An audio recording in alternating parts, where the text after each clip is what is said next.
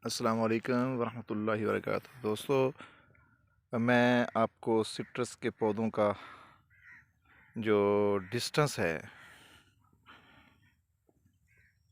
उसके बारे में आज आपको बताऊंगा। सिट्रस के पौधे जब आप लगाना चाहें तो सबसे पहली बात जो आपको मद्देनज़र रखनी होती है वो तो ज़मीन है। और उसके बाद फिर जब सिट्रस के पौधे आप ऐड करते हैं, लगाते हैं, तो सबसे पहले देखा जाता है उनकी मैपिंग की जाती है। मतलब कि हम देखते हैं कि पौधों को कैसे लगाया जाए, लाइंस की शक्ल में लगाया जाए या विदाउट लाइंस की शक्ल में लगाया जाए, और फिर अगर लाइन की शक्ल में लगाया जाए तो कितने डिस्टेंस पे लगाया जाए। तो उस हवाले से आज आपको मैं बताता चलूँ कि सिट्रस के जो पौधे हैं उनको आप लाइन में काश करेंगे, यानी कि लाइन में लगाएंगे। तो एक लाइन का जो डिस्टेंस है और दूसरी लाइन से और फिर पौधे से पौधे का जो डिस्टेंस है वो भी आपको बताता चलूँ। ये आपके सामने एक मेरा फार्म है। ये सिट्रस के पौधे हैं। ये भी इनकी एज 3 इयर्स है, 3 साल के हैं। ये वैरायटी किन्नू है। और यहाँ पे डिस्ट्रिक्ट लिया के अंदर जो मिथ पाई जाती है, जो अब लोग जदीद फार्मिंग या अग्रेसिव फार्मिंग कर रहे हैं, उनका ख्याल है कि भाई पौधों की तादाद जितनी ज़्यादा होगी प्रोडक्शन उतनी ज़्यादा होगी और कास्ट तो सेम रहेगी, तो प्रोडक्शन जो है वो बढ़ जाएगी, पौधे ज़्यादा होने चाहिए। दोस्तों, ऐसा हरगिज़ नहीं है, ऐसा हरगिज़ सोचना नहीं है आपने। उसकी मेन वजह मेरा अपना एक्सपीरियंस है। मैं आपको एक्सपीरियंस शेयर कर देता हूँ। आगे आप खुद डिसाइड करेंगे भी डिस्टेंस कितना होना चाहिए, पौधे से पौधे का डिस्टेंस कितना होना चाहिए। तो सबसे पहले तो ज़मीन की तैयारी है। ज़मीन अगर आप कह लें कि ज़्यादा नरम है, मतलब कि ज़्यादा रेत वाली ज़मीन है, कमज़ोर ज़मीन है, तो सबसे पहले आप क्या करेंगे, आप उस ज़मीन जहाँ पे पौधे लगाने हैं वहाँ एटलीस्ट 4x4 या फिर ज़्यादा बेहतर तो यही है कि 6x6 का जो एक स्क्वायर फुट में 6x6 स्क्वायर फीट वो आप 2 फुट डीप में आप वो ज़मीन से पहली मिट्टी निकालेंगे। और जब वो गड्ढे आप खोद लेंगे तो कुछ दिन आप गड्ढों को ऐसे रहने देंगे ताकि जो है वो उन गड्ढों में अच्छी तरह से रोशनी पड़े। और अगर कोई कीड़े मकोड़े या अगर कोई मसला है तो वो तलफ़ हो जाएं या फंगस के जो असरात हैं वो ख़त्म हो जाएं। अब सोचना यही है कि पहले हमने सोचा कि भाई डिस्टेंस अब क्लियर होगा तो फिर हम गड्ढे लगाएंगे। तो वही बात कि हम पौधे से पौधे का जो डिस्टेंस है वो हम कितना रखें जो सूटेबल हो, जो आने वाले वक्त में भी, क्योंकि आप जब पौधा लगाते हैं तो उस वक्त पौधे का साइज़ बिल्कुल छोटा होता है, 2 फुट 3 फुट, और वो एक टहनी या 2 टहनी में शक्ल में होता है, तो बिल्कुल छोटा सा पौधा होता है। तो उसको आप अच्छी नर्सरी से लेके आते हैं और पौधा आप कोशिश करें कि ऐसी नर्सरी से लेके आएँ जो ऑथेंटिक है, मतलब कि जो जिस पे आपका ट्रस्ट है कि जो वैरायटी आपको वो कह रहे हैं वही वैरायटी होगी। और दूसरी ये कि आपका जो पौधा आप लगाना चाह रहे हैं वो फंगस ज़दा नहीं है, फफूंदी ज़दा नहीं है, तो वो बीमारी उसके अंदर बीमारी तो नहीं है। तो ये ख़ास ख्याल रखेंगे। वापस टॉपिक पे आते हैं कि भाई पौधे से पौधे का डिस्टेंस और फिर लाइन से लाइन का डिस्टेंस है। यहाँ पे जो अभी आपको बताया कि कुछ दोस्त ऐसे कहते हैं, एग्रेसिव फार्मर जो कहते हैं, वो कहते हैं जी पौधों की तादाद मैक्सिमम होनी चाहिए। वो तो कहते हैं 300 के लगभग होने चाहिए, कोई कहता है जी 250 के लगभग होने चाहिए। तो मैंने ऑब्ज़र्व किया है और मेरा अपना तजुर्बा भी है। हमने छोटे कम डिस्टेंस पे भी पौधे लगाए हैं, ज़्यादा डिस्टेंस पे पौधे लगाए हैं। तो आज मैं आपको एक्सपीरियंस की बात बताता हूँ। कुछ दोस्तों ने जो लाइन से लाइन का डिस्टेंस है वो ज़्यादा रखते हैं, और फिर पौधे से पौधे का डिस्टेंस जो है वो थोड़ा रखते हैं। तो मैं आपको बताता चलूँ कि लाइन से लाइन और पौधे से पौधे का डिस्टेंस सेम होना चाहिए, क्योंकि देखा यही गया है कि जो लाइन से लाइन का डिस्टेंस ज़्यादा होता है, और फिर पौधे से पौधे का डिस्टेंस जो कम होता है, जो इधर वो ज़्यादा पौधों के लिए हम करते हैं कि लाइन से लाइन का डिस्टेंस तो 20 फीट कर देते हैं, पौधे से पौधे का डिस्टेंस 10 फीट करते हैं। तो उसमें तो 250 से भी ज़्यादा पौधे 1 एकड़ में लग जाते हैं। लेकिन उनका ड्रॉबैक यही होता है कि प्रॉपर जो है वो उसमें नहीं होती, आप हल नहीं चला सकते प्रॉपर, ज़मीन को आप नरम नहीं कर सकते। फिर कुछ वक्त के बाद फिर आपके लिए बड़ा मसाइल आते हैं। उसमें आपने जड़ी बूटियों को तलफ़ करना होता है। जड़ी बूटियों को तलफ़ करने के लिए जो है आपको मुनासा रूटावेट करना पड़ता है या हल चलाने पड़ते हैं। तो अगर डिस्टेंस पौधे से पौधे का डिस्टेंस 10 फीट है तो आप बिल्कुल ये 2-3 साल के बाद आप बिल्कुल हल नहीं चला सकेंगे।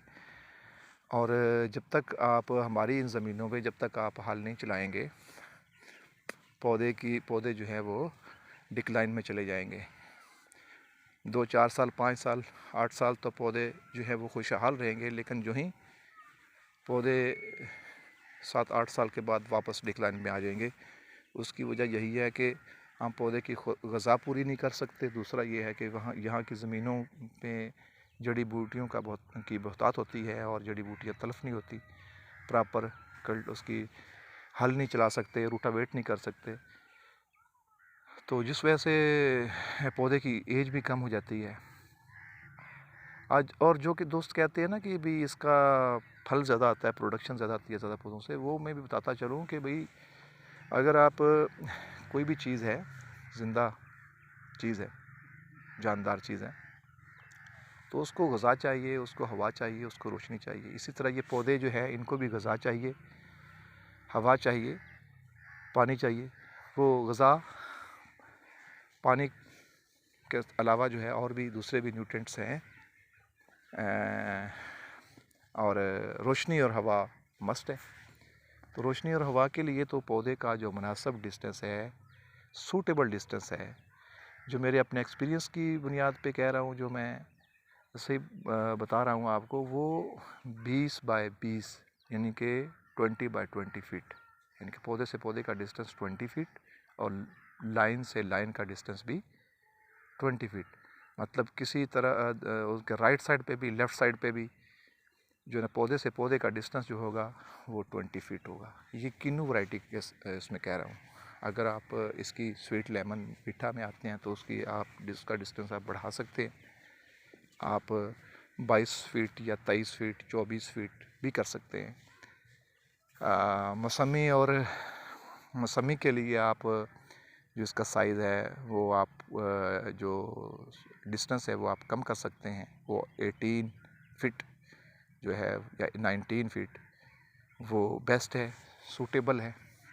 उसकी वजह आपको बताता चलूँ कि भाई 20 फीट का डिस्टेंस क्यों देना है, 10 फीट का डिस्टेंस क्यों देते हैं।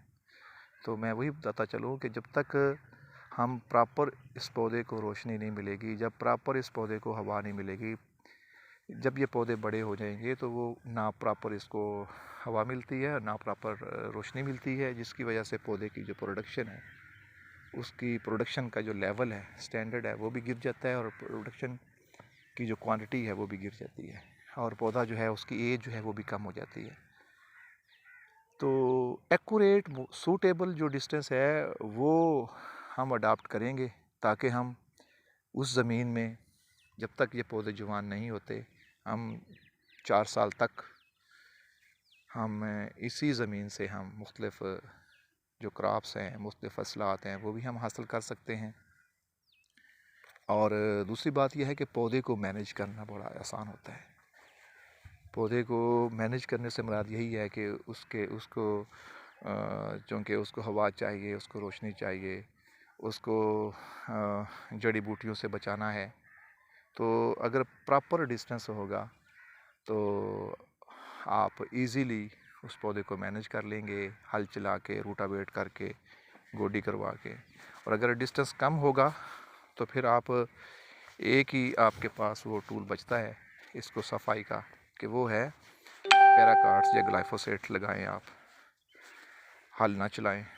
ज़री माहिरीन आजकल तो यही कह रहे हैं कि बिल्कुल जो है ना वो सिट्रस के बाग में हल चलाने नहीं चाहिए, ग्लाइफोसेट पैराकार्ट लगाएं जड़ी बूटियों के लिए। तो बिल्कुल मैं हरगिज़ ये रिकमेंड नहीं करता।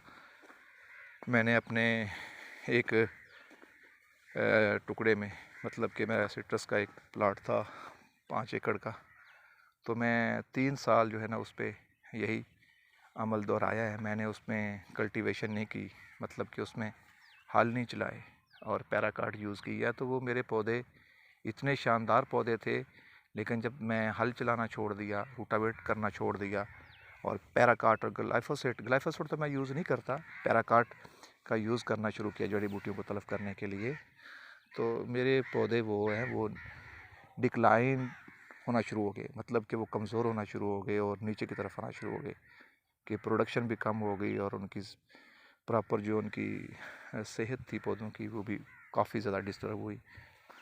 तो मेरा एक्सपीरियंस तो यही कहता है कि सूटेबल जो है डिस्टेंस वही फॉलो किया जाए। सिट्रस की यहाँ पे जो वैरायटीज़ हैं उसमें किन्नू है, मौसमी है, शकरी है, स्वीट लेमन मीठा है, या लीमू भी इसमें डाल लें। तो उसमें जो एक्यूरेट जो डिस्टेंस है, सूटेबल एक्यूरेट इस हवाले से कह रहा हूँ कि जो फ्यूचर में जाके, मतलब कि जो आप जब पौधा बड़ा होगा तो उस वक्त जाके आपको कोई परेशानी ना उठाना पड़े।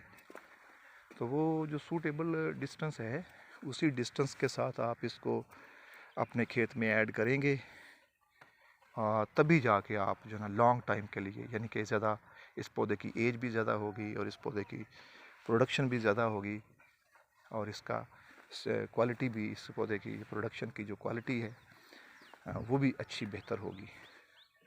तो आज आपको यही बताना था। यहाँ आप देख रहे हैं कि मैं जो आपको पौधे दिखा रहा हूँ ये 3 साल के पौधे हैं और मैंने इसके अंदर जो है ना वो सूरजमुखी सनफ्लावर उसकी काश करवाई है। और ये एक मेरा एक प्लाट है सामने वाला, इसमें आप देख रहे होंगे, इसमें मैंने ये पौधे भी नियर अराउंड 3 इयर्स के ही हैं। ये भी वैरायटी किन्नू ही है और इसके अंदर मैंने ये गंदम काश की है। माशाल्लाह बहुत ज़बरदस्त शानदार फसल है। देखिए, जब तक ये पौधे जो है वो प्रोडक्शन लेवल पे नहीं आते तब तक हम फसलात बेहतर अंदाज से ले सकते हैं, तो हम इस ज़मीन को यूटिलाइज़ कर सकते हैं। अगर हम पौधों की तादाद बढ़ा देते हैं तो फिर हमें एक तो ये है कि हम उस ज़मीन से हम दूसरी फसलात नहीं ले सकते, अगर लेंगे भी तो बड़ा मुश्किल हो जाएगा मैनेज करना। पौधों की जो डिस्टेंस है वो कम होने की वजह से हम प्रॉपर कल्टीवेशन नहीं कर सकेंगे, तो ये इशू रहेंगे। तो मेरा दोस्तों को यही मशवरा है कि वो जब आप सिट्रस की तरफ आना चाहते हैं, सिट्रस काश करवाना चाहते हैं, तो बेस्ट यही है कि सबसे पहले अपनी ज़मीन का तजिया करवाएं, किसी ज़री माहिर से आप कंसल्ट करें, अच्छी वैरायटी का इंतखाब करें और अच्छी वैरायटी की जो पौधे हैं, अच्छे पौधे अच्छी नर्सरी में से वो आप सिलेक्ट करें। उसमें आपको पता होना चाहिए भाई जो पौधे हैं वो बीमारी से पाक हैं, उस फंगस का शिकार तो नहीं है या किसी और बीमारी का शिकार तो नहीं है। और फिर उनका मुनासिब टाइम भी, काश का जो टाइम होता है पौधे ज़मीन में ट्रांसफ़र करने हैं, आपने लगाने हैं नर्सरी से अपने जहाँ पे आप लगाना चाहते हैं, तो मौसम भी और फिर ज़मीन की तैयारी भी। ज़मीन की तैयारी में यही आता है कि सबसे पहले आप उस प्लाट को आप लेज़र लेवल करवाएं, बेस्ट यही है, उसको लेज़र लेवल करवाएं, ज़ीरो लेवल पे लेके आए।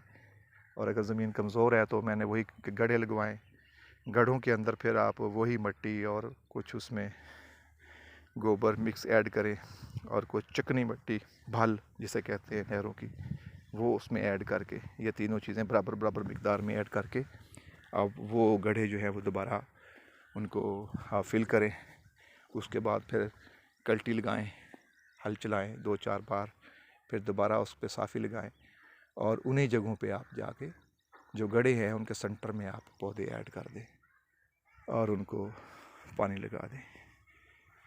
तो ये जो बेस्ट तरीका है सिट्रस का लगाने का वो यही है।